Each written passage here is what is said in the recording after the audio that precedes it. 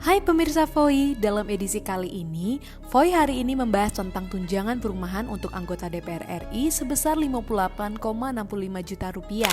Apakah angka tersebut masuk akal? Dalam kondisi perekonomian masyarakat yang masih dalam kondisi terhimpit beban, banyaknya kenaikan harga barang pokok. Video ini berdasarkan tulisan redaksi Voi yang berjudul, Tunjangan Perumahan untuk Anggota DPR Tak Masuk Akal dan Melukai Hati Rakyat. Yuk disimak penjelasannya. Ya kan sebagai anggota kan setiap anggota itu kan mempunyai juga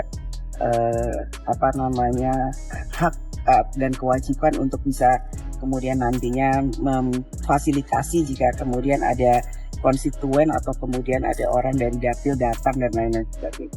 Begitulah pernyataan Puan Maharani, Ketua DPR RI terkait adanya tunjangan perumahan bagi anggota DPR RI dalam bentuk uang senilai kurang lebih 50 juta rupiah. Kabar tentang adanya tunjangan perumahan berupa uang tunai bermula dari surat edaran Sekretariat Jenderal DPR pada 25 September 2024. Dalam surat tersebut disebutkan jika anggota DPR RI masa jabatan 2024-2029 akan diberikan tunjangan perumahan dan tidak diberikan fasilitas rumah jabatan.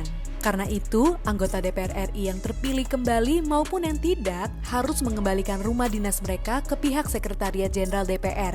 Jumlah uang yang dianggarkan sebanyak 58,65 juta per bulan setelah dipotong pajak. Alasan para anggota DPR RI tidak lagi mendapatkan rumah dinas lantaran sebagian besar kondisinya rusak parah dan tidak layak ditinggali. Selain kondisi fisik, juga kerap banjir ketika musim hujan tiba. Sekretaris Jenderal DPR RI Indra Iskandar mengatakan, untuk memperbaiki rumah dinas anggota DPR RI dengan kondisi saat ini tergolong mahal. Anggaran dari Kementerian Keuangan juga terbilang kecil dan tidak cukup untuk memelihara bangunan fisik dan lingkungan, serta biaya lainnya.